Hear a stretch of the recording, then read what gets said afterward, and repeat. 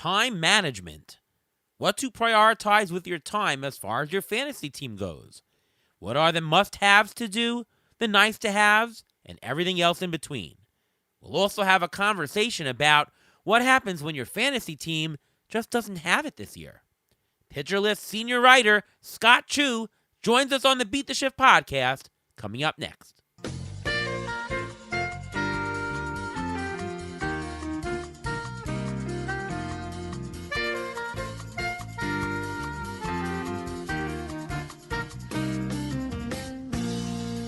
And welcome to another episode of the Beat the Shift podcast. I am your host, Ariel Cohen, and with me as always is Ruvain Guy. How are you, Ruvain? I'm doing great. How are you doing today? Pretty good. We got rained out a couple times this week, weather in New York, but in between then, I pitched a couple good games. We had an exciting one that went to extra innings yesterday, and I threw on Sunday almost a no-hitter with 2 outs in the 8th, a hit off of me, 7 2/3, no hit. That was just culmination, and it was against a good team. It wasn't just a crappy team, so culmination of some really good stuff that I've been throwing lately. That's fast screwball just really fools people. Got a lot of swings and misses. How about you? You're playing too as well, right? I am playing, but I had a little vacation this past weekend. I went to Baltimore, and I got to see the Orioles in person against the Mets. Obviously, Baltimore won, but I got to see the stadium again. I've been there before. Beautiful stadium, great team. The team, you look at their lineup when you see them in person. You compare them to the current Mets that they're putting out in the field. It's not even close. The talent is not even close, and I'm so happy to say that I have so many of those guys on the Orioles on my current rosters in fantasy leagues.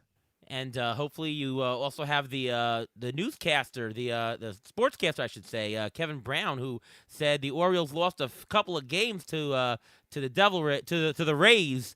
And all of a sudden he got suspended. How crazy was that? That's. I just love the way how all the other announcers got on the Orioles for that, because that's just not right. Yeah, I mean, does the producer have to make the graphic that he was going to talk about? Like they knew he was going to talk about it, and yet yes, it was planned. It was written on the screen. He read from the screen, and he got suspended for reading for something on the screen, which makes zero sense. Well. Hopefully I won't talk badly about a player, and then Fangraphs will can me on this show. I mean, just that's crazy. But all right, anyways, we've got a great show planned here. From Hacks and Jacks, great podcast on the Pitcher List Network. Welcome to the show, Scott Chu. How are you, Scott? I'm doing fantastic. Excited to be here. And we are excited to have you. First, just to throw it out there, how are you doing in your leagues this year, Scott? I am doing much better than I expected in terms of at least my expert leagues, right? So I'm in 15-team tout mixed auction. And first of all, the in-person auction had been so long since I'd been able to do one because of COVID and all those things. That is so much fun, right? Just because of the way you get to assemble your team for an auction, and then in person just adds that level of drama and comedy and all those things. So doing fairly well. I've been in the top 3 in that league for most of the season. I was at the top for most of April and May, and I've faded a little bit. Haven't been able to find the right free agents to keep myself going, just because I knew that my April and May had some hot streaks that got me to the top that weren't going to keep going. But doing okay in the 15-team mixed tout auction. And then in TGFBI, I'm doing fairly well too. I've got, I'm second in my league, I think somewhere in the top 60 overall. So I'm pleased with it. I'm happy about it. No, amazing. And Ruvain, how are you doing in your leagues? It's been a while. I'm doing pretty well. We have a home league that we're in together. We were in first place for a while, but for some reason, people think we know what we're talking about. No one wants to trade with us, so another team passed us because we got screwed again. But whatever, that's fine. We're still in second place. We're holding our own pretty close to first. We're in the NFBCs that we're in together. We're actually doing quite well. We were in second place. We had a couple injuries, so we fell down a little bit. I think we're in fourth place now, but we're in the running for the money, so that's always good. And in the GDD league, which has a bunch of professionals actually in it. Like Eric Cross is in it, Jen Piacenti is in it, Derek Carty's with you.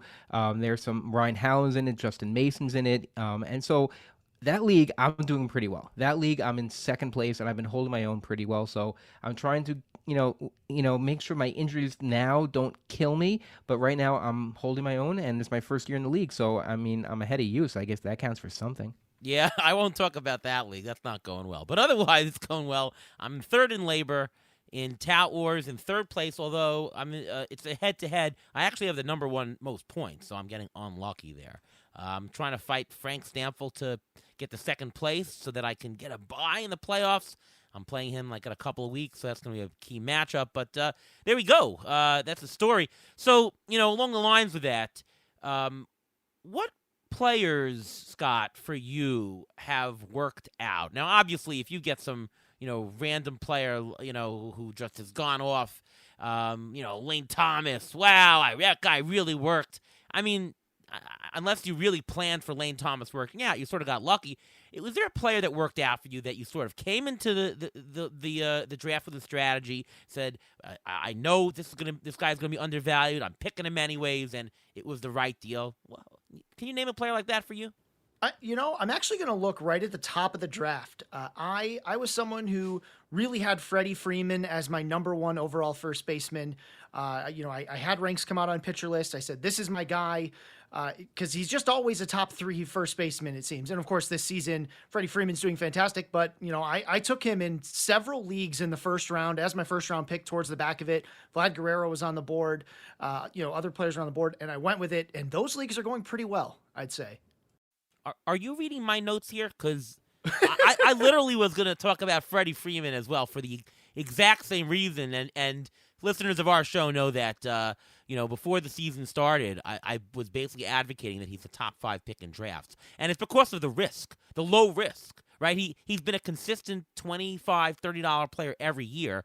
I'd pay $35 every year to know that a guy is going to get $25, $30 every year. And that really, really does. What about for you, Ruvain? I think I picked out 3 guys that have really hit and really done well. Nico Horner. I had him very high. I liked him a lot. He was in our group of middle infielders that we really wanted, and I thought his name stood out, and he was ready to take the next step. I thought I got him at a very good price. And you have Ryan Mountcastle, Anthony Santander. They both had sort of down years last year, but we saw what they could do back in 2020 and 2021, and they just had a bad last year. And recency bias, people didn't value them high. We got them at good prices, and I think those guys have really carried the team, along with pitchers like Chris Bassett, who we got very cheap, and he's holding his own against a really tough competition. I hate the fact that I still sit him every once in a while against a good team, and then he pitches well against a good team, but he's doing really well compared to where he was going in the drafts. What about for you, Scott, in terms of a player that didn't work out for you? Yeah, I'm going to start. Yeah, I'll start with a little bit of a cop out here. It hasn't gone well because of injury. And that's O'Neal Cruz. I paid everything I possibly could to get O'Neal Cruz on every team I could. I loved the changes he made last season, especially towards the end where he started taking more walks. He got better at making contact. He was doing all the things I wanted him to do. He showed us the exact same things early in the season, so I was trying to make trades for him constantly. And then, of course, we lost him until hopefully maybe the back half of this month we might see him come back. But that's been really difficult. I also was a big fan of Spencer Torkelson, thinking he'd get a rebound. He's showing us flashes, but he just can't show us what we want in terms of power with any kind of consistency. It just comes in such brief waves that it's been hard to rely on him in any format, really. Yeah, I mean, the question, of course, here, didn't work out. Obviously, if there's an injured player, it doesn't work out. Obviously that's gonna happen for you. I think the worst thing that comes out is where you have a player and you just keep thinking he's gonna turn it on, He's giving you zeros, or it's a pitcher and he just keep destroying your ratios. Like for me, I'd say Luis Severino. I mean, well, first of all, he was sort of injured coming into this season, but you know what? I'll take a big discount to buy him this year, and that didn't work out in terms of he wouldn't pitch, and then he just absolutely stunk. So he was a really bad one. Have another one for you, Ruvain? Yeah, I have to say that Severino, I have to go along with you because we're from New York. We heard all the hype about Severino coming into this year. That may have played into our heads just a little bit along with the numbers. But I think a guy like Anthony Rizzo, who we drafted in NFBC, and he was great for like a month and a half, but then he got hurt and he played through the injury, and that happens a lot when players play through injuries and they don't tell us about the injury, they don't tell anybody about the injury, and it screws everything because they're just not performing the way they should. Like even Pete Alonso. I mean, I'm not saying he's having down year or anything like that, but he played through an injury, and players who play through an injury usually don't live up to their aspirations of what they want to do for that year, and it really hurts you in the long term. So I think those type of players are the hardest ones to deal with, and I think those are the ones that bring you down. I think Alonso's going to be pretty undervalued going to next year because there was a month and a half or even more where he pretty much played through an injury, and his numbers are really bad. I mean, he's batting like 225 on the year, whereas he really should have been like a 270 or at least a 260 player. So he's going to be undervalued next year. I think we see in the last month what he's doing. He's hitting a home run every other day right now. Big fan of Alonso going into 2024. But today we're going to be talking about time management in our strategy section. Sort of what to do with your time, because the one thing about fantasy baseball is there's a limited amount of things you can do. People have jobs, people have kids, people have families, people go out, you only have so much time in the day, and obviously you can do a deep dive in every single player, and you can go to ball games, but we have to know how to prioritize your time, and that's what I'm going to talk a little bit about today. So let's just throw it out generally for you, Scott, and at a bare minimum, to really keep up with your fantasy teams competitively. Obviously, you can, just throw a team there and walk away and do nothing. But to really be somewhat competitive and to have a fighting chance each week, what are the bare minimum tasks that you absolutely need to do as number one priority?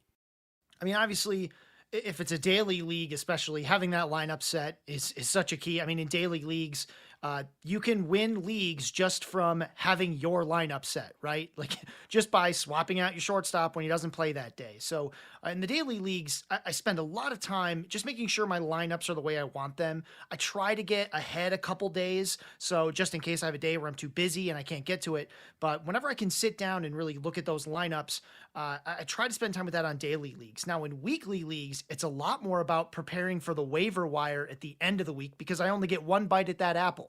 Right? I only get one chance to add players. So I really need to invest my time in making sure that I'm adding the players I want to add, that it's players either that I'm projecting to get maybe a role that's going to be, that's currently undervalued, or it's a call up and I need to know how much I'm going to bid on that player because again, I get one shot at a lot of these guys. A good example would be he's been bad in the second half, but Elly De La Cruz. I think everybody knew you got one shot to get him. And if you didn't spend the time to say, this is how much I'm willing to spend, this is what I project to get back from Elly De La Cruz, this is what he adds to my team, I think you were doing yourself a disservice. And we're going to have more and more call-ups as we go. We're going to have players sort of come out of nowhere. How much do you bid on a Chas McCormick? If all of a sudden he's the hottest outfielder in your 15-team league when waiver Sunday comes up, how much are you ready to bid on a guy who might just be hot, right? I mean, that's to me where the analysis comes in. So with daily leagues, a lot of it's lineup management and then running out to the wire when I don't have a lineup that I feel good about. But on those weekly leagues, I'm always focused on the waiver wire so that I'm ready for Sunday. Yeah, I mean, the bare minimum is setting the lineups and, making sure that you have the players in them, checking the injuries, checking the players, checking the status, of course. Ruvain, anything else to add in terms of your bare essentials of what you need to do each and every week to really get there? Yeah, I want to look at my guys on my team and see if they're actually playing every day, see if they're playing every other day, and why they aren't playing. Whether it's because of injury, whether it's because they all of a sudden now they weren't performing well, now they're in a platoon. Whether the schedule is not favorable for them, whether it's a 5-day week or 7-day week. These things, I think you can. It doesn't take that long to do. Just if you think a guy is underperforming, or you look at the stats for that week and you say, "Oh, wait a second, this guy's not putting up any numbers. Why not? He's getting a whole bunch of zeros. What's going on?" Take a look. Is it because he's lost that playing time? Is it because of an injury? I think those are very important because then the following week you can decide if you want to take them out or substitute someone else in. Yeah, the playing time is really the key, and just tracking your own players. Well, Ruvain, so tracking your own players and saying, are these players still getting the playing time? Now, obviously, if you're at the top of your team, the first 5-6 players taken, you're not going to check. We know Freddie Freeman is playing every single day. I mean, he'll get an off day once in a blue moon, but he's playing. You don't have to check. But for fringe guys, your fourth outfielders, your middle infielders, your utilities, your seventh starters, you really need to check whether they're actually getting the playing time. Playing time is key. The teams that win are the teams that accumulate the most at-bats and innings, just like that. You got to check whether your guys are performing. You have to do a consistency check. Do it once a week. I mean, you're setting your lineups, but the whole point is to see whether you're actually getting the projection that you're expected. And the other point I'll make is that, and we said this in last week's show, that you really have to tie together the waiver wire and setting lineups. They're really all in one. When you're making pickups with respect to the lineups. 100% agree. All right, so Scott, in terms of the extras, like we talked about priorities here, what would you say are the nice to haves? What are the next couple of priorities that you would do either each week or every couple of weeks in terms of your time? Yeah, generally speaking, that's where I'm really looking at sort of standing movement, right? Because when I'm looking at my roster, especially in weekly leagues, when I have limited ability to add to my roster, I want to be able to look at the standings and say, okay, where am I trending? I can't check the you can check the standings every single day, but you're not going to see the big movement every single day. So I try to space it out when I'm looking and say, okay, how am I doing in runs scored? Right. I know that for my 15 team NFB or my 15 team tout league, runs scored has been a real problem. So now that I know that, it actually helps me make my waiver moves and my future lineup decisions. For example, in that league, I'm not proud of it, but Jake Bauers is on my team, right? Because I needed runs scored, and he's been showing, the Yankees have shown that they'll put him in the top of the lineup. That offense is not what it used to be, but if you want to get runs scored, you look at the top of the lineup. That's your best chance to get them generally. Not a lot of guys who bat at the top of the order are available in a 15-team league's waiver wire. Jake Bauers was, so I grabbed him, and it hasn't helped as much as I'd hope. But my nice to have is being able to get that sort of strategy. I try to make time for it once a week. Sometimes it's every other week, but you can't do it every day. But I try to make sure I understand what my needs are so that when I do make waiver moves or I'm making lineup decisions, I'm getting the most juice I can, right? To make sure that I get what it is I need. Because sometimes that's the tiebreaker. I have two similar players, but they offer different things. I make sure I pick the one that gives me what I need and let the other one potentially ride the bench. Yeah, I mean, the quick way that I do waiver pickups, if I'm in a really pinch, is I look at what's going on the last 30 days or the last 21 days, pick some time frame, and you say, who's scoring the most runs? Runs are tied to the runs are the category that's the most tied to success in fantasy. Who's getting strikeouts? Just sort by those categories. Okay, and then I'll look, this guy looks interesting, this guy looks interesting. If I have more time, I'll use that to bubble up the players, but then I'll do the deep dives. Take a look, is he lucky? Take a look, is he striking out less? Take a look, is he walking more? Is he barreling the ball? Look at where he's hitting in the lineup and deep diving each player. The bubbling up to the top is the quick way, and then you just have to make your guesstimate either by name recognition or by pure stats, or by upcoming schedule. But then the deep dive of finding the components of the players is the next. And before we go to Ruvain, we're going to do the Injury Gurus Trivia of the Week. So we were talking about playing time, and now we're talking about how to check our stats and everything like that. One of the things you obviously want to know about playing time is, are they actually playing every day? So currently, this is a trivia question, currently, how many players have played every single game of the season so far and not missed one game? Ooh. Any guesses, Scott? God, I want to make a guess that's a little higher because I know there's Iron Men on every team that just lock down like second base that I won't always think of. I'm going to go with like 40, like 1.5 guys per team. Ooh. 40 to 45. I'm going to say it's a little bit less than one per team. I'm going to go with 22. The answer is 10. There have been 10 players who have played every single game. 3 of them happen to be on the Braves. You have Ozzy Albies, who's played every game, Austin Riley, and Matt Olson. That lineup stays steady, and that's something you should look for. If you need stats, you look at these lineups. If these lineups are consistent for certain teams, and you have a guy, let's say you need a power guy, and Marcelo Zuna happens to be available, you know that he's going to have these guys ahead of him every single day. You need a stat. You need runs. You want to get maybe Orlando Arcia, who's on the team, who may not be the best and most sexy middle infielder out there, but he's going to get you runs because you have those main three guys playing every single day. You know he's going to get them knocked in. You know they're going to get their numbers. And if you do that, I think that's the best way to look on your stats. If you can find a team that has a guy who plays all the time, then you find a guy who's batting right above them, like you mentioned, Scott, or a leadoff hitter, or even below, you know that they're going to have a chance to get knocked in because these great players or these really good high fantasy value players are playing around them. Do you have the names of the other 7? I don't have them offhand. I heard this trivia question somewhere else, so I did steal it. So I apologize. I did hear it on the radio, so I do apologize. But I do know offhand that those 3 on the Braves have played every day. Okay, great question there. Scott, how important are the player deep dives in terms of your time, and do you think it's an efficient use of time to really do the deep dive as opposed to maybe just hear about it on a good podcast or just take a look at their surface stats? Well, it depends on the podcast, right? If they hear about it here, the work's done. Right? I'd say I like deep dives, but I need a little bit of a cop-out answer here. I need something I'm actually looking for, right? I need what it is. Like, I don't want to just look at a guy and say, I'm just going to deep dive everything that you're doing, right? It's, it might be the question of, is this heat or is this skill, right? Are they showing something new?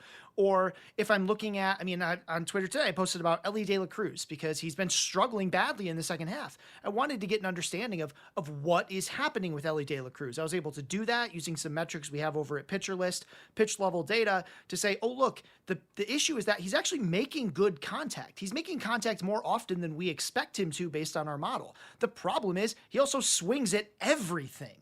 Right? And his decision-making is poor. So I have an understanding of why this player is struggling, and that tells me whether I maybe want to, Elly De La Cruz is a very hard guy to trade for, so he's not a great example, but it's giving me, I'm trying to look up something so that I can take an action.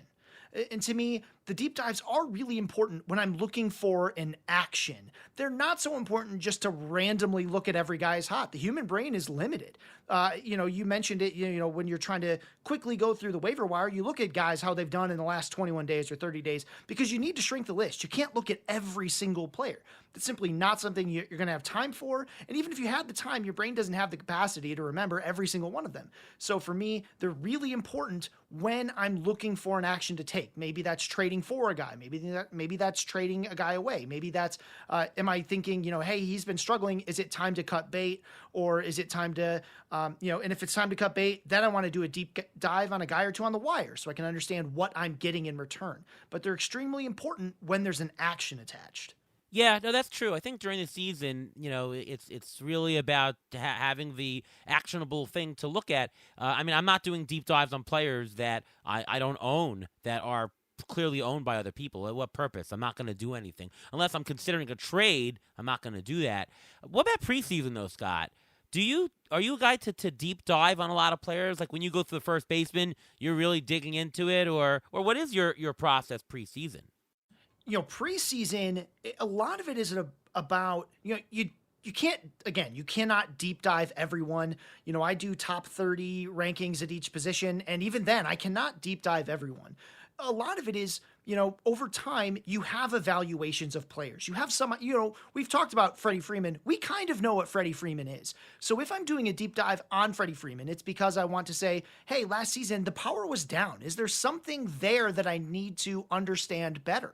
Right? Is there something that I might start a deep dive? Because you can do shallow dives, right? You can sort of skim around and say, is there something here that stands out? Is there a stat, especially for a veteran player, that just doesn't line up with what I expected or what they've done in past seasons? So then, it's almost like I try to skim lots of players to find a thing that is worth my time researching. right? Looking into why Luis Arias had a high batting average, because that's what he is. He has amazing contact ability. It doesn't matter where you pitch it. He can put it over the second baseman's head or the shortstop's head, blah, blah, blah. There's nothing to research. But when I'm going through my ranks, I'm saying, okay, I've got a tough time deciding between these two players. I'm going to quickly look at both, see if there's a stat, or, maybe they break a mold. Maybe they're a player that doesn't necessarily swing and miss as much as their strikeout rate would suggest. Why? What are they doing? I spend a lot of time on it in the preseason, but I try to make sure that, again, it's something actionable. It's something where I'm trying to make a skill decision about a player or an evaluation. Or if I see projections for a guy and I'm like, these projections don't line up with my expectation. I understand the projections, but what is my expectation based on? Is it just wish casting, or is there something I've been seeing that the stats can show me that would make me say, hey, you know what? I think this guy's better than projections. Yeah, no, I'm with you on that. I mean, for me, the process before the season starts is I use projections to bubble up to the top players that might be bargains. Like I compare the projection evaluation versus the market, and I see which players look like a bargain. If a player is a bust according to projections and the market somehow loves them, I care less about that, right? I mean, I guess I could deep dive everyone, but if I have to pick and choose in terms of my time, I'm going to first take a look at the guys who the projections say is worth it, right? And then we deep dive them. And that's what we do on this show, right? We go through all the corner infielders that are big bargains, and we take a look and see whether we agree with that. And if we do, great, add it to the list of draftable people. Ruvain, what about you? What's your story in terms?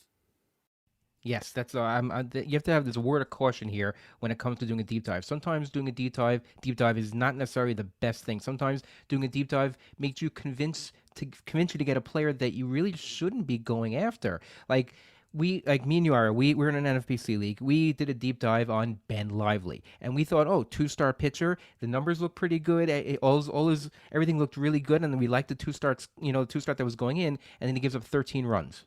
I mean, sometimes you have to be Was that a word injury of caution. related though? He did go in the IL.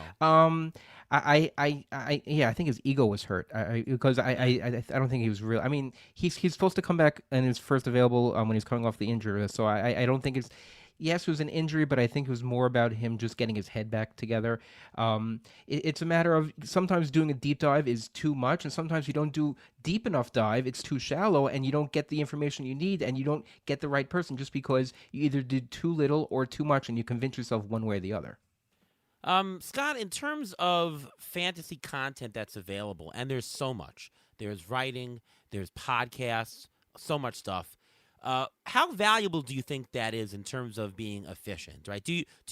Are you someone to get information from podcasts and use it? Is that, listen to the top 3 podcasts and really give that an idea? And I'm talking more you as what do you think the average listener in terms of consuming content? Is that a big thing, or are you someone to recommend really do more of this on yourself and the information on the podcast are more entertainment value? I love podcasts, like you mentioned earlier. I've got my own Hacks and Jacks, but I actually do listen to other podcasts. And the reason for it is, like you mentioned, one, it can give me some ideas about guys I have not noticed, right? I do a hitter list ranking every week, 150 batters based on a 12-team standard format, and I do not know every player. So I do try to listen. I like listening to podcasts, particularly about prospects. That's not something that's in my wheelhouse. I wouldn't know really where I want to begin with that. So podcasts can really help you, or at the very least articles, which I sort of use in the same vein. I want something that can help me with an area of weakness, right? Like nobody's good at everything. The human brain has its limits. So where are your strengths? Where are your weaknesses? I like to listen and read about things that I'm not that good at myself. Right. So I want to, Shelley Verstrate, who's now over at NBC Sports. I like reading her stuff because I like the way she evaluates young players and prospects. And she does it in a way that I don't think I could do. Right. I don't pretend that I'm smarter than everyone else. There are things I do on my own because I've honed those skills and I feel comfortable with them. But there's a lot of skills I haven't honed. And that's really where I like to go find the outside content, so that I can support my game without having to pretend like I can be a scout. Yeah. I mean, I love listening to podcasts, and I read a lot of fantasy baseball, obviously. Does it make me a more efficient player to get the information from them? I think I agree with you on the stuff that I'm not good at, right? If I'm not good at prospects, or I'm not the best guy at player evaluation, listen to Paul Sporer and Justin Mason, Sleeper in the Bust, and they go through players. I generally wouldn't do that. That's something that they could do a better job at. For the things I'm good at, for projections, let's say, I don't really need to listen to that. I use it for the informational purposes, but I do love the entertainment. I listen to the guys that I think are interesting, right? That the guys are funny, the guys make me laugh. But yes, in terms of efficiency, there's only so much time in your day. I think that all the information and the content out there is a net positive, but obviously there's a lot to do. So, do the ones that really fit what complement you, right? Do the things that you think would add to your knowledge, not that agree with you, if that makes sense. Ruvain? Yeah, I listen to bits and pieces of podcasts. I don't get it. I don't have that much time in my schedule to do that. I do listen sometimes on my commute, and that's great. I like it, like you said, for the entertainment purposes. But really, if you go onto Twitter or X, whatever you want to call it now, if you follow the right people for prospects, if you follow the right people for streaky players and stuff like that, like a Mike Curlin, he's always tweeting out all this information. And certain guys, if you follow these certain people, you can just, if they come up on your feed, they pop up right away, and you can see what's going on, and you can learn a lot that way. And if a name stands out, like if one person mentions the name, then another person mentions the same name, then another person mentions the same name, then maybe, where there's smoke, there's fire, and then there's maybe something going on with that certain player. So, besides the podcast and besides everything like that, if you actually use other aspects of social media, you will find areas where you're deficient in, where you can bulk yourself up just by literally just refreshing your feed. Right. And of course, always listen to our show every single week, right? That's the number one. I mean, that's a given. I mean, come on. That's the number one best way. And of course, Hacks and Jacks, right? Well, obviously, yes. Right? I mean, that's that's the basics, 101. Just for the audience, Scott, could you just tell the audience, what your show brings to the table and what you think you guys excel in? Yeah, so we're really a hitter-focused show, right? Forget the fact that I work for Pitcher List. I let Nick and those nerds talk about pitching, right? So we talk a lot about hitters. We talk a lot about, I do a top 150 hitters every week. So part of our conversation is just talking about guys that have moved around on this list, right? Especially focusing on 10 to 12 team leagues. We talk about players that are relevant in the deeper formats as well. But again, I don't pretend that I'm great at all this 15 team stuff that, this show is much better at, that Sleeper in the Bust with Paul and Jason or Justin, they do a fantastic job with that. So we really focus on some of these 10 and 12 team leagues and really hitters. It's especially just looking at like whether we try to focus on actionable things. Not just so-and-so is good, too bad he's rostered in 80% of leagues, right? We try to look at players that are doing exceptionally well or doing exceptionally poorly, talk about what we think is making that happen, and then whether or not you should do anything about it. And to me, I think that's the best takeaway from our show. We try to give you something to do about every player we talk about. What do you think is the priority in terms of looking at the current standings, looking at your specific roster decisions in terms of playing time and value, maybe even versus trying to trade in the league? Like, how would you rank the importance of doing the buy category, the buy value, and the trading opportunities? So as the season goes on, it changes slightly for my top two, which starts with by value and then by category. As the season progresses and I understand my team's weaknesses more and more, that balance shifts a little more towards category because that's where the value then is for my team in particular. And then for me, trading is at the bottom. Trading is often the last way I want to try to get back. I mean, sometimes I have no choice but to make trades because I'm either far behind or it's a stat like stolen bases, which while there are more of them this season, if I need to get a big boost, I will likely need to acquire players from other teams. And also steals are something people are off, steals and saves, teams are generally ready to sell off if they feel like they're comfortable there, or it's a keeper or dynasty and they don't, they're not in competition, so they don't need those things. So it's really about value, then category. Those things can kind of flip the closer to the end of the season we get. And then finally trade, just to supplement the category piece, because that's usually why I'm making trades. It's either for a position or a category, but more often than not, it's a category. I think that trading has gone down in terms of importance relative to the others over time here. There's so much information out there available, and everyone knows more. People are so averse to trading that they don't want to. They know more, and they don't want to lose trades. They don't want to, I don't want to give up that. People are also more clingy to their own players, their favoritism. I see less trading. So for that reason, I'm less inclined to spend my time trying to look at trades. I mean, when I first started playing, I would, go through my roster every other week. Who can I trade? What other team would be good for? Let's make a deal. But less and less people are really engaging it and ending up with the trading that I'm just finding less of that. And of course, in the NFBC, there is no trading, so you don't have to deal with that at all. But for me, that trading has really gone down in priority. You think so, Ruvain?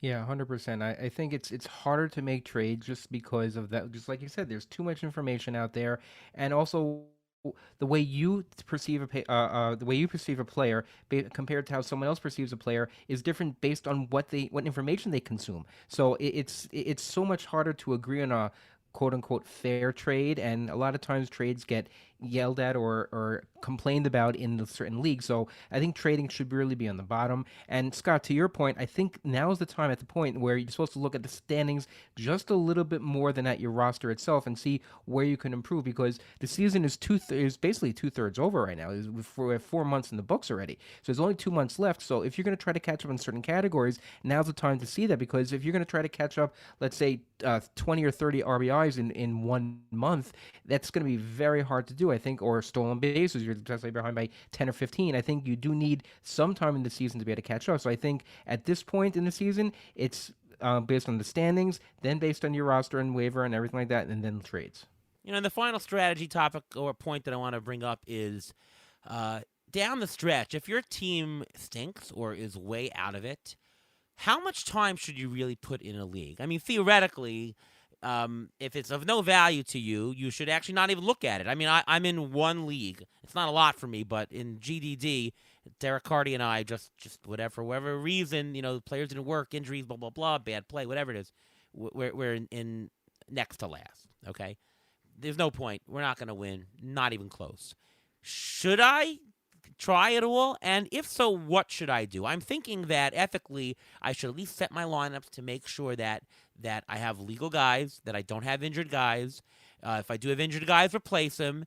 But after that, I mean, I don't see a point in terms of bothering. I know it's for rotisserie leagues. You want to be fair to everybody. But if I have a lot of things going on, should I do that? I think I'm ethically inclined and really positioned that I have to do the basics, but I don't think I have to do any more than just making sure I've got legal lineups and non-injuries. Do you agree with that, Scott? To an extent, I think the word you're using is the right one, and that's try, right? Like my wife and I had twins in April, right? And I have some leagues where I'm not doing very well. They're redraft leagues. There's nothing I can really do to, make trades for next year or make ads that will impact me next season. I can't do any of that. So I will try to put out legal lineups, particularly because the two I'm doing worst in are head-to-head leagues, right? And, I don't want... To me, what my ethical obligation, if you want to call it that, is I don't want to upset my league mates and give someone an advantage that, is unfair or probably more accurately unlucky, right? I don't want to do that. So I will try to keep a lineup set. I'll try to make sure I have it. If a guy gets injured, one of them's a daily league, and if a guy gets injured on Tuesday, I might not notice. But I will check it once or twice a week to make sure that I can make those changes. I was going to lose the matchup anyway, but I should at least roster full team, make someone else do the bare minimum, because I know that that's what my league mates expect of me. But I think that's the other key. I have one or two leagues that I don't think anyone would care if I stopped looking if I was in last place, even at this point in the season. Because to them, really, they know that by this point in the season, it's all about the top 5 or 6 teams. That's it, right? There's usually a chasm there in that particular league. And so if you're at the bottom, nobody really cares what you do. It's head-to-head categories, so you're probably going to lose 7-3 or something anyway. If you don't pay attention, the worst thing you'll do is give them 1 or 2 extra wins.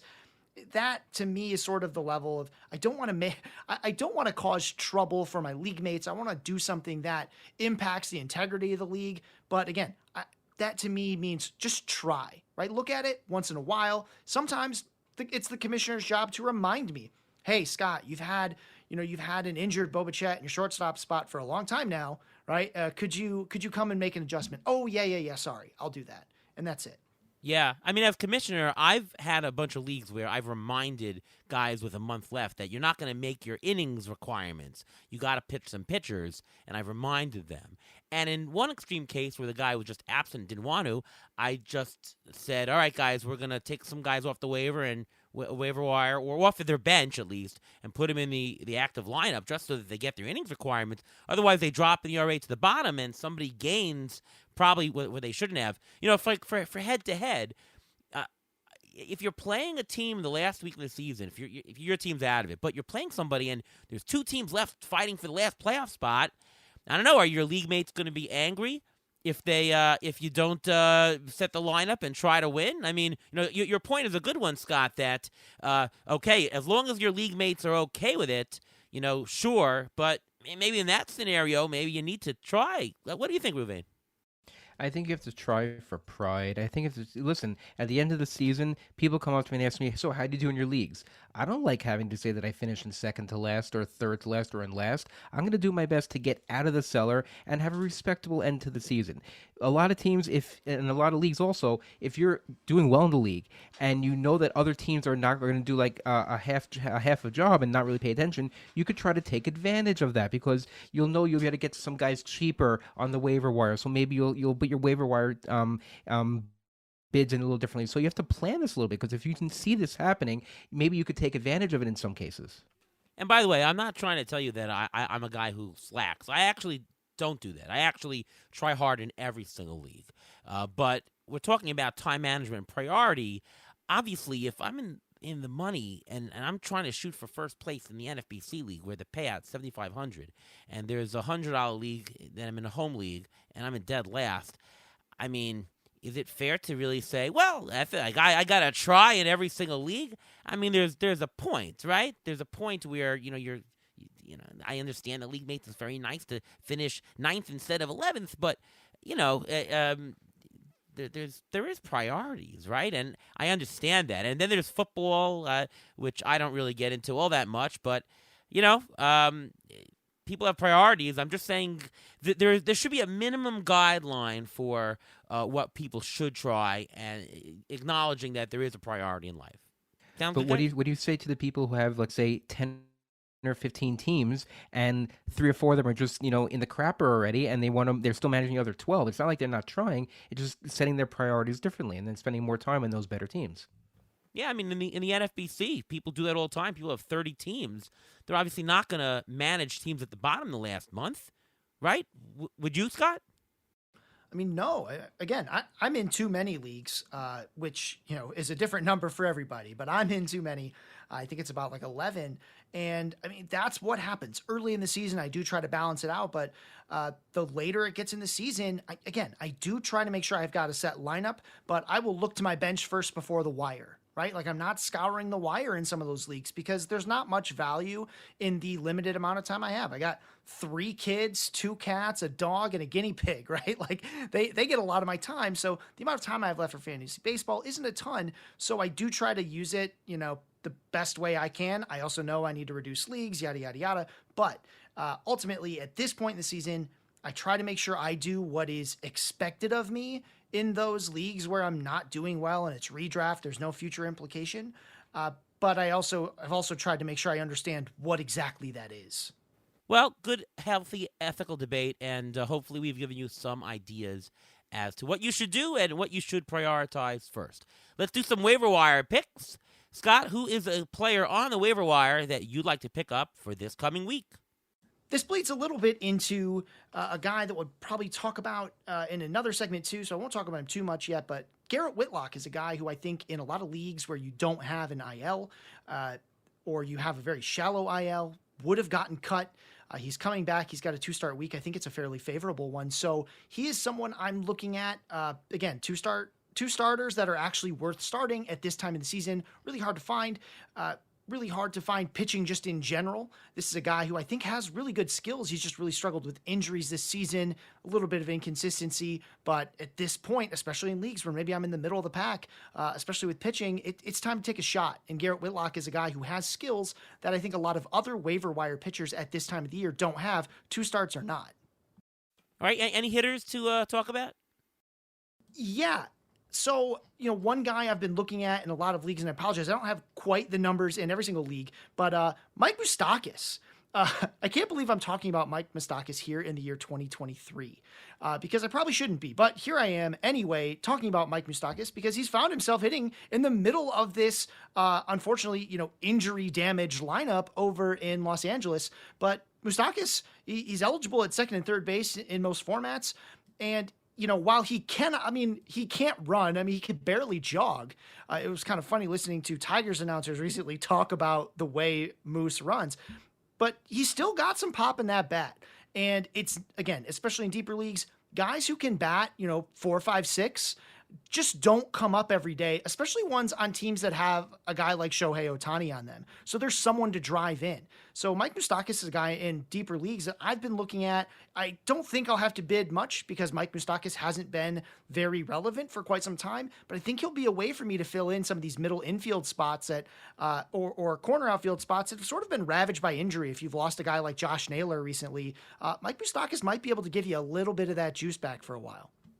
Yeah, please tell Josh Naylor to come back soon. Ruvain, how about you? Who's some waiver wire picks for this week? Well, Josh Naylor may not come back soon. He's got an oblique injury and he may be out 6 weeks or more. So, you can wish, but we'll see what happens with that. One guy I want to mention, I mentioned, I think last week or the week before, is Logan O'Hoppe. He's owned right now in 28% of CBS leagues. He's on a rehab assignment already.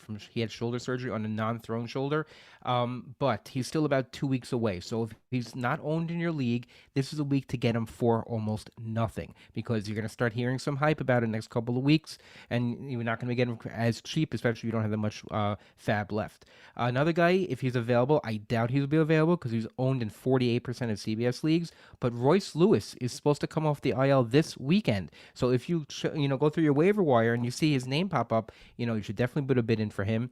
And another guy really, really, really, really deep is a guy named JP Martinez or Juan Pablo Martinez. He's being called up tomorrow, which is Friday.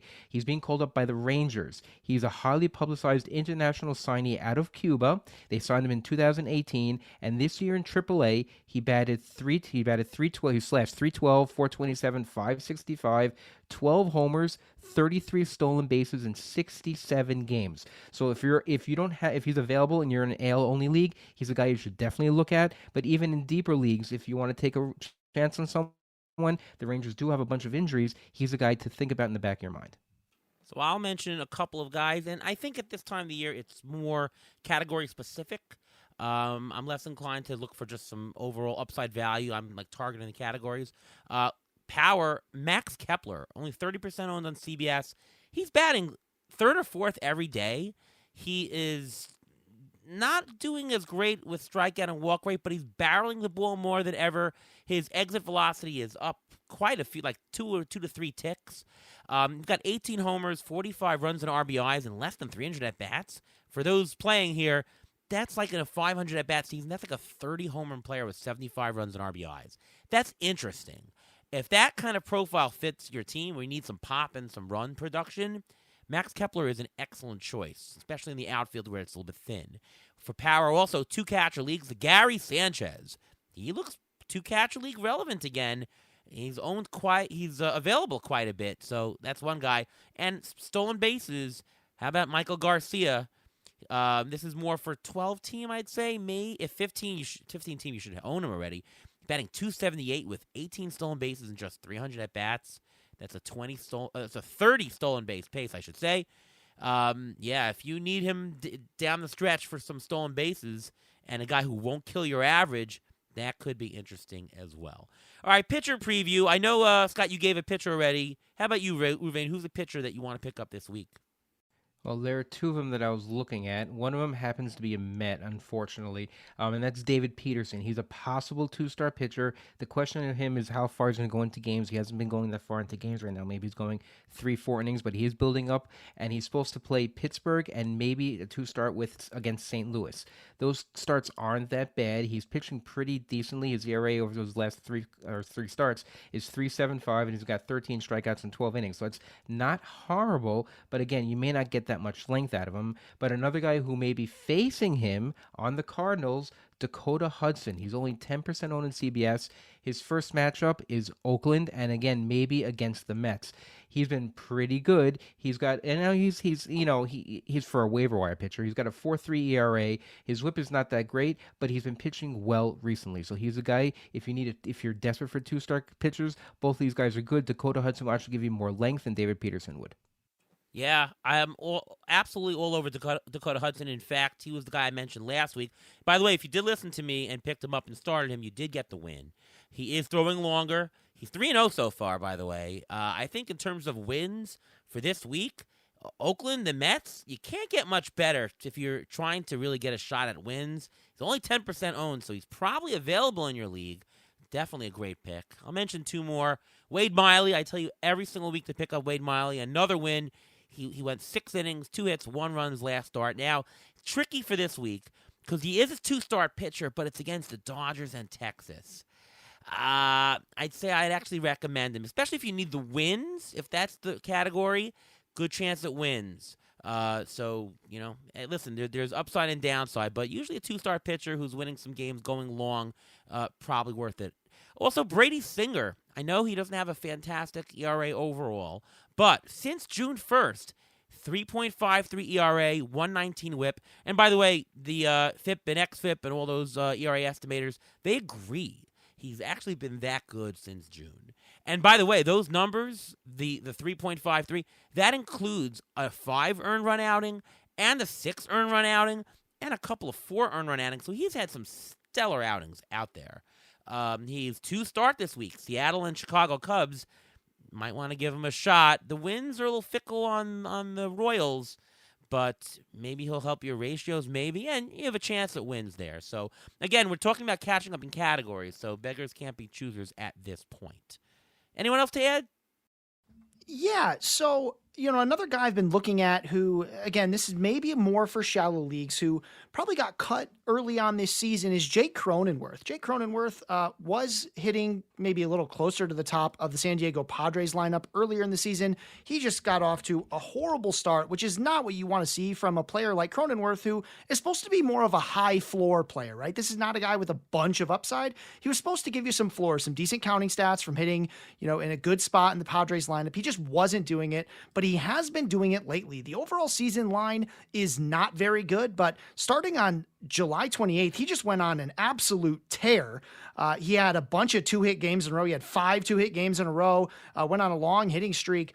And, again, a player like him is supposed to be a high floor guy. He can make a ton of contact. He's hitting 383 over his last 50 plate appearances, 420 OBP, 596 slug. And again, I'm not saying that this is a guy who can be a huge difference maker for you. He's batting 6th right now, but he's scoring tons of runs, 10 runs in this stretch. Getting some RBI as well, even though, you'd think that would be more just hitting behind some of the middle of that Padres lineup. I think in either respect, you're going to see these counting stats come in from Cronenworth, and he's eligible at both first and second base. So in those 12-team leagues, I am guessing Jake Cronenworth was probably cut in several of them, and he's someone worth scooping up. Again, if you need to fill in a spot at first or second base due to recent injuries. Yeah, he had a very bad start to the season, but I projected him pretty high overall for the season going into the season, and we see that he's back to his form. So maybe it was an injury. We didn't know about it.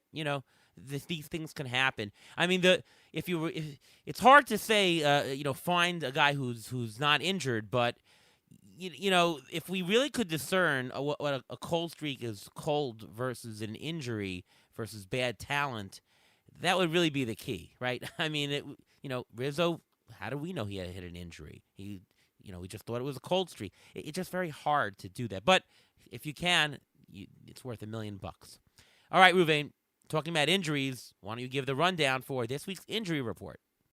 Okay, we'll start with Bo Bichette. He's on the IL with right patellar tendonitis. He's been taking some swings and jogging, but due to the lack of strenuous baseball activity being done, he will probably not return this weekend or maybe not even the beginning of next week. We'll see how that goes. Josh Young was placed on the IL with a left thumb fracture. He had surgery. Plates and screws were inserted. He's expected to miss 4 to 6 weeks and hopes to be back by the end of the season. But based on his surgery, there's a good chance he may not be back in time to give you anything relevant. He may be back the last week of the season, and you don't know where you're going to get back. So he's a guy, if you own him, you may be willing to drop him because you don't know how much you're going to get out of him, and that roster spot may be extra valuable to you. If Ezekiel Duran is available in your league, he's a guy you can scoop up because he's been playing third. Another guy in the Rangers who's actually coming back sooner, and that's Jonah Heim. He was placed in the IL with a left wrist tendon strain/tear. He's already faced live pitching, and he may return this Monday, so that's someone to watch for.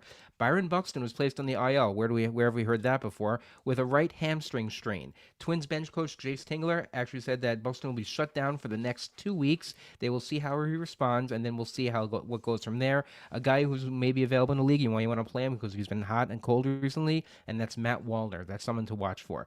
Carlos Rodon was placed on the IL with a low-grade hamstring of the left leg. Question is, will he be back when he's first eligible? He's still throwing off flat ground. He hasn't stopped doing that, so there's a possibility, but a pitcher and a hamstring, I don't know how those things go that well together. Joe Musgrove was placed on the IL with right shoulder inflammation. He's been shut down for 3 weeks. I know I spoke to you, Ariel. We have him in one league. We already dropped him because best case scenario, he's supposed to start catching again August 24th. So best case scenario is a mid-September to late September. I don't know how many innings you're going to get out of him. So he's another guy, if you may want to think about dropping, he's a guy you may want to drop. Two guys, I want to end on a little positive. Walker Buehler, he's rehabbing from Tommy John surgery, the second Tommy John surgery last year. He hit 93 during a one-inning sim game this past week. Dave Roberts said that it went really well, much better than he expected. Buehler acknowledged that his goal of returning September 1st is not that realistic. He'll throw a couple more sim games and then have a rehab assignment, and we'll see how that works out. But I don't think you're going to get anything really fantasy-wise out of him this year. And another guy coming back from Tommy John surgery, John Means. He's 16 months post-Tommy John surgery, followed by a 2.5-month absence because of a low back issue. He's been cleared for a rehab assignment, and he may make his return to the Orioles by the end of August. Hey, Ruvain, over under 2.5 innings this season for Edwin Diaz. I'm going to say under. I don't think it's going to be, if he pitches, it's only going to be once. It's going to be similar to what happened to Noah Syndergaard a couple years ago when he had an oblique issue and he was out for a very long time, and he came back to pitch pitch once and pitch maybe 1 or 2 innings. I don't think they're going to try to push him because they have him signed under contract. They don't want to push him too quickly. There's no reason to, and there's no real value in doing it. Yeah, but isn't one reason too is to really help the fan base? Because I mean, just suck the air out of it with all those trades, and we're not going to be good. But how great would it be to go to a game the final week and I mean, there is some point to it, and he doesn't even have to be that good in the game. I just want to hear the trumpets. But you have to use your head and not your heart. Your heart, you're a Met fan. You want him to come back. You want some positive vibes going to the offseason, which is because this has been a very bad season for the Mets. But he's so valuable to your team. You can't push him too quickly too soon, or have him push himself too quickly too soon and then have a setback and then have him be a question mark going into next year. Yes, if he doesn't pitch this year at all, he'll still be a question mark going into next year, but he'll have more time to recuperate, more time to go through the rehab and make sure that he dots his I's and crosses his T's when it comes to that, and he doesn't hurt himself when he does come back. Scott, help us out here, the Met fans. First of all, I think the first thing you'll learn is that loving baseball is a real hindrance when it comes to running a baseball team, at least from what I can tell by watching the way owners run their teams. But yeah, I don't think he will, but he should. Exactly because of the reasons you said, Ariel, because nobody's going to the ballpark thinking like, man, I really hope Brooks Raley comes in today, right? Like he's a good reliever, but like there's no like, does anybody other than like Brooks Raley and like the staff at the ballpark know what his walk-up music is? right? Like there's something special. I'm a Tigers fan, so I've been watching Miggy, and I'm so glad that he's been able to play most days because I know he's not the best player and that he's not necessarily helping this team get the most wins. But when I take my kid to the ballpark, it's to see Miggy, right? Like that's the guy that matters. Forget all the fantasy and forget all the way that a lot of these way ownership likes to run teams. Like this is about baseball. It's about a game that everybody's supposed to like and enjoy watching. And there's not a lot of reasons to do that for the Mets, at least in the last couple of innings when they're losing. So why not give them something, anything, right? Like just don't do what Oakland does. And that's like actively dislike your fan base. Yeah. But you also have to consider that no doctor has ever been wrong for holding a player out, while doctors have been wrong while telling a player to go back in and play already. You have to keep that in mind also, and that's how management should think, and that's how management usually does think. Well, I mean, if he's truly not ready, but like my fear is that they're going to say, there's no reason this guy shouldn't pitch in games, but we're just not gonna. Because of, the slight risk. But of course, living is slight risk, right? So again, I'm saying this more as like the fan. I get it. That's not the calculus that ownership is using. And, there's a lot of arguments to say it shouldn't be. But if he is in fact ready, God, I hope he can just go out there and do something for a fan base that really had their hearts ripped out after such an exciting offseason to now have to go and just be like, remember that? That was cool. When we had all that excitement on the contracts, and now it's all gone. Absolutely. I mean, I'd love to hear. Put it this way, Ruvain. If you heard that Edwin Diaz was going to pitch in the last week of the season, would you go to that game? Yes, and I wanted to go to the game when David Wright was going to come back, and I wanted to go to the game when Noah Syndergaard came back. Right. What does this is to put fans in the seats. If he wants to do that, that's fine. I'm just nervous, and being the Met fan, you always have to be nervous that they're going to do something to screw up this year. Oh, they're going to screw up next year. We're Mets fans. We know it's going to screw up next year anyways. Just give us our moment is what I'm saying, All right. Well, listen, if he would come, if he's pitching on a certain day, would you go to the game?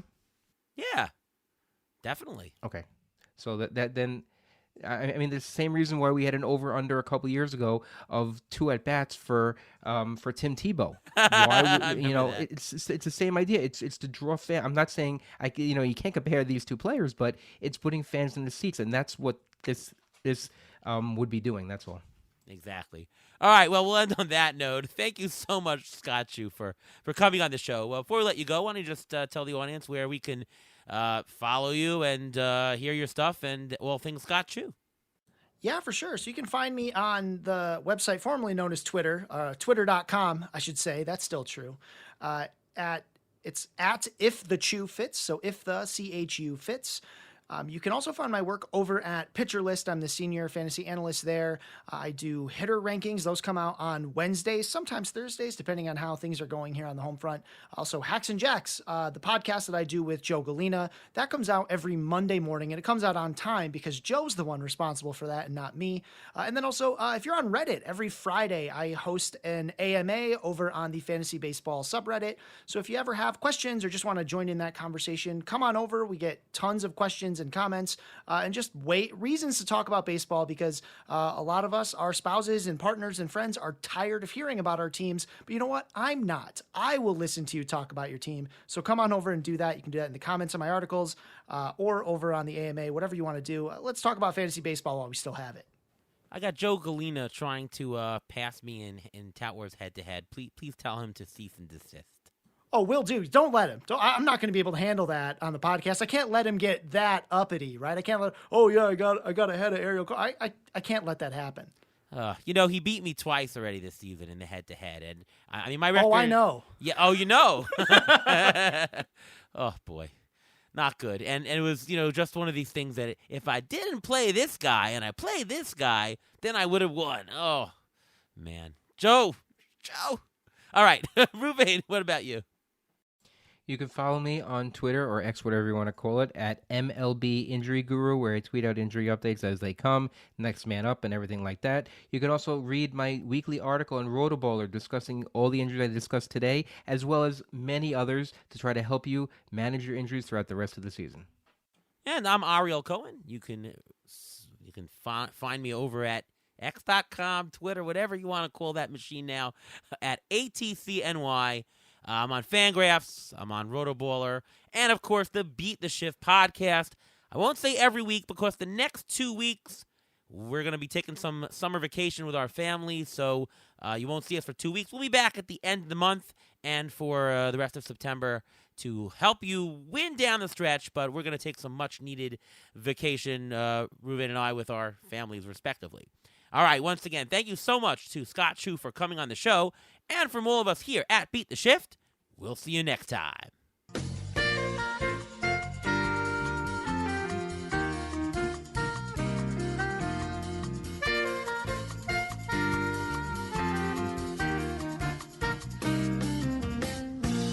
Thanks for listening to the Beat the Shift podcast presented by Fangraphs. Follow us on Twitter at beat_shift_pod.